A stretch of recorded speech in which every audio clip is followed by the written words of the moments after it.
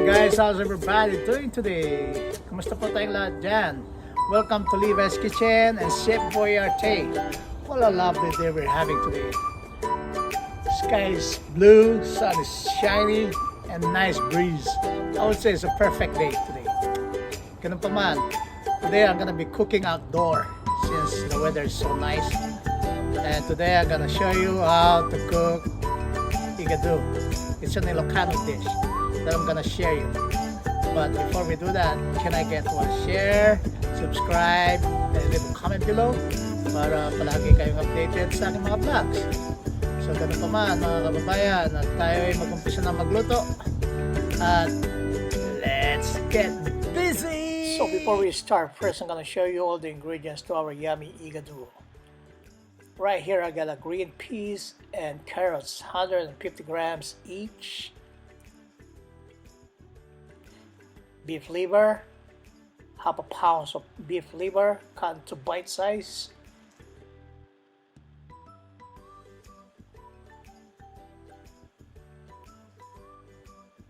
Here we got ground black pepper, 1 teaspoon, 2 tablespoons of pork powder, some bay leaves or laurel,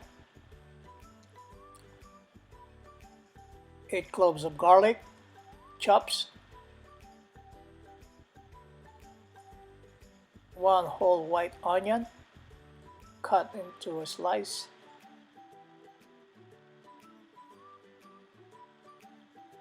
oyster sauce, 3 tablespoons of oyster sauce,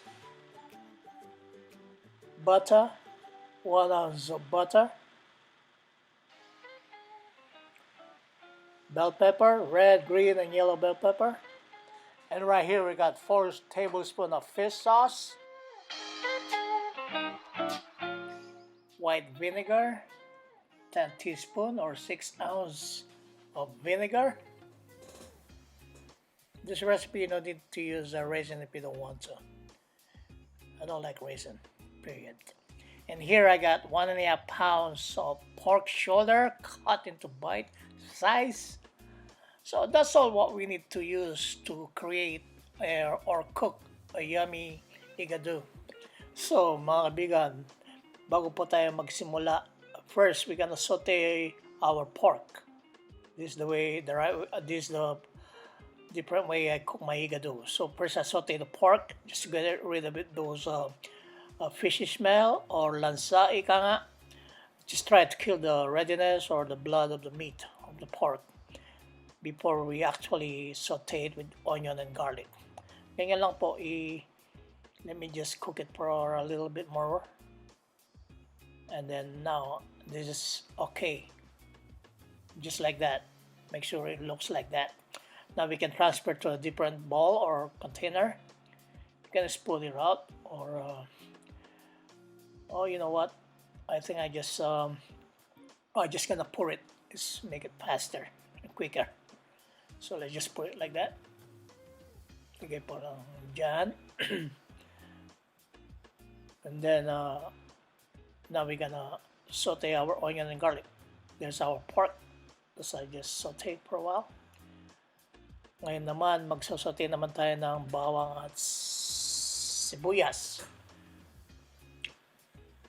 Bago po natin gawin yun, make sure we wipe our wok.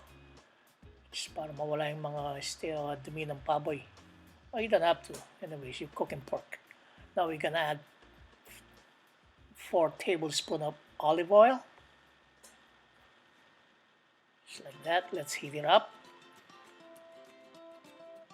Pag mainit na po yan now we can add our onion. Just like that. Keep sauteing, keep mixing it until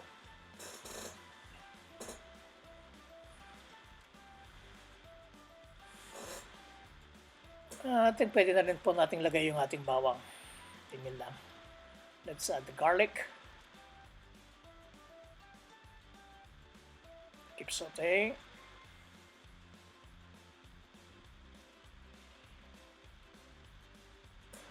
Just like that. Now I think it's okay now. Let's add the pork together. Perfect.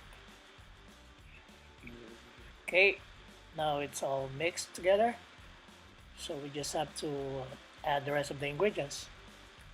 Tingnan lang po yan. Haluan po lang natin para pantay ang pagkaluto ng ating meat. Kaya nga. Okay. That's perfect.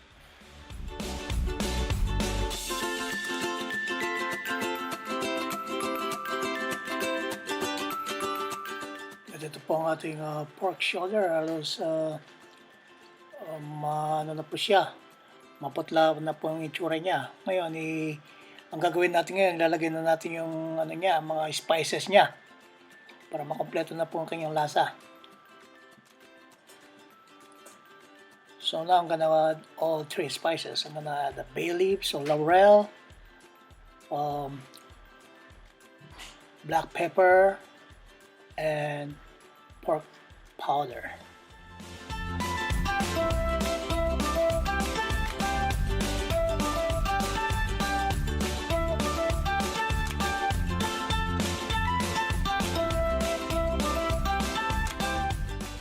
Naman kabayan, lagyan na natin yung kanyang patis. So, fish sauce, ika nga, para mag-blend na yung kanyang alat ng pork shoulder.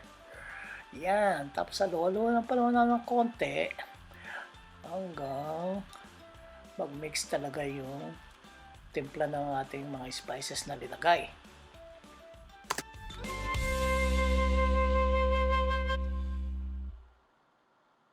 At ngayon naman mga kababayan, lagyan na po natin ang ating oyster sauce. Lagyan po natin ganyan lang ang oyster sauce. Ang sarap ng oyster sauce kasi meron siyang halong alat at konting tamis. Luyin lang natin ng konti para mag-mix yung lasa niya. At pagkatapos po nito, pwede na natin ilagay yung suka. Ang sadya po ng suka, kaya paglagay po natin, wag na po natin siyang haluin muna. Pabayaan lang natin maluto yung suka for another 12 minutes. Kasi po, ang purpose ng suka sa karne, kaya hindi nahalo para hindi ang lasa ng baboy hindi maglasang ika nga sariwa. Ayan, takpan po natin ng konti. Yun lang. And then, tignan natin ngayon kung anong itsura. Ayan, kumukulo pa po rin pa siya. Just keep boiling it. Yup. Simon pa po natin ng ganyan. Pabiyan lang natin siya. Ayan, itong anong ito. Kailangan natin po siya natikman. We need to taste this thing para alam natin kung anong asim niya or if we need more salt or water to be add bago tayo move to the next step. Ayan, titikman ko lang po siya. So, bali, meron po siyang konting sumasabit na alat. Ngayon, lalagyan ko pa po siya ng lagyan pa po natin siya ng mga kalahating tubig siguro, half cup of water. Ayan. Ganyan lang po siya. Para perfect ang timpla niya mamaya. Tapos, saluhin po natin siya ng konti. Yun. Ganyan lang po yan, mga kababayan. Yan. Yan, takpan lang pa po natin.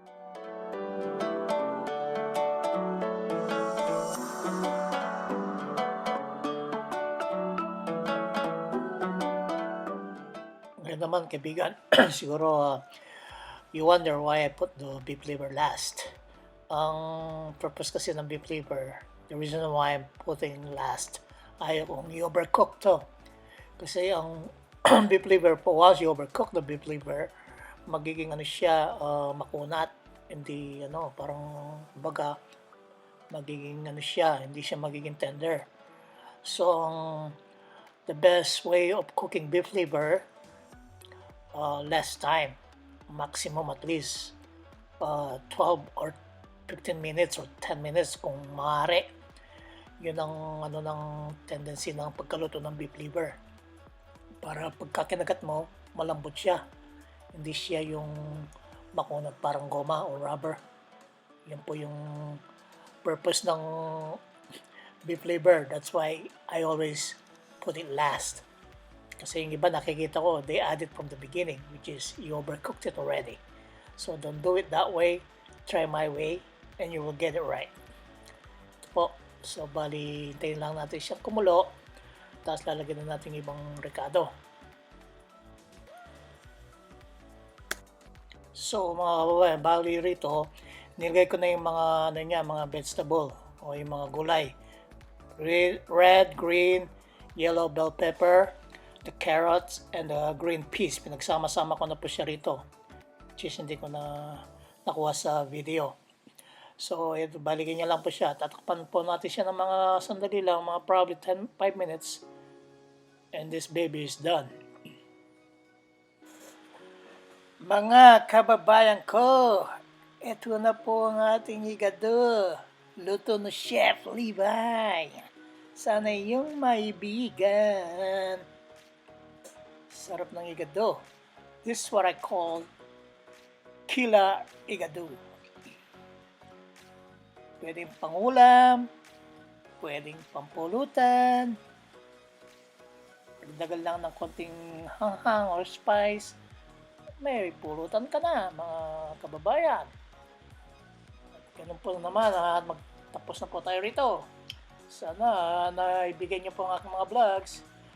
Don't forget po na pakishare lang po, subscribe, and leave a comment below para palagi kayong updated sa aking mga vlogs, sa aking mga video. Until sa susunod. Have a nice day and stay safe always.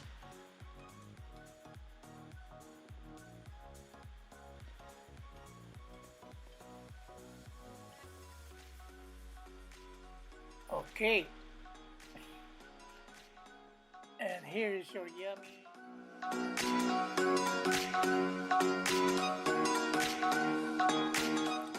And here's our yummy Igado made from the chef.